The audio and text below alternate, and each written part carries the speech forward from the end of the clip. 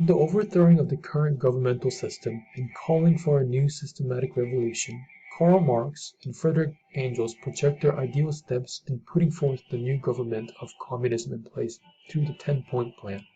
in which they include a very basic step that becomes a start and stabilization of their new social system. Step 6. The centralization of the means of communication and transportation in the hand of the state. Throughout the document, Marx and Engels share that one of the most central ideas to the overall initiation of the systematic revolution and start of the new government system is the realization of the social disparity between the exploiter, the bourgeoisie, and the exploitee individual, the proletariat, and a unification of this proletariat for the overthrowing of the current capitalistic society,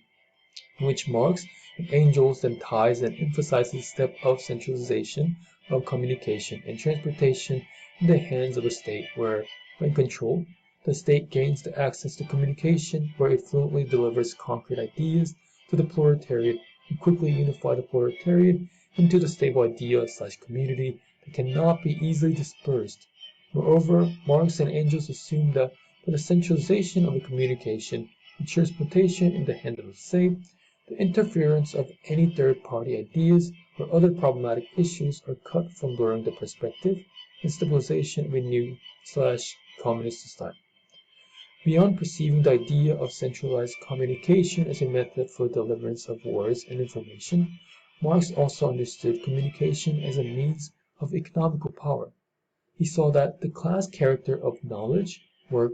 communication constituted the authoritarian and alienated economic type of information, so the property-owning class controls the means of communication as, in capitalistic society, many communication technologies were organized as private property. So the basic method of communication would be controlled and manipulated by the bourgeoisie.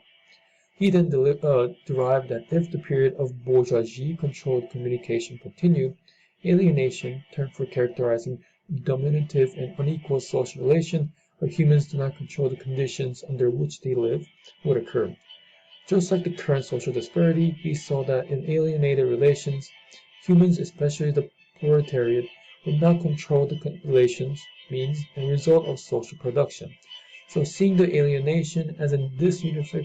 unifying factor for the new communistic system, Marx implemented a centralization of communication and transportation as a tool to depower and check the bourgeoisie-controlled communication while communizing the access of the communist ideologies.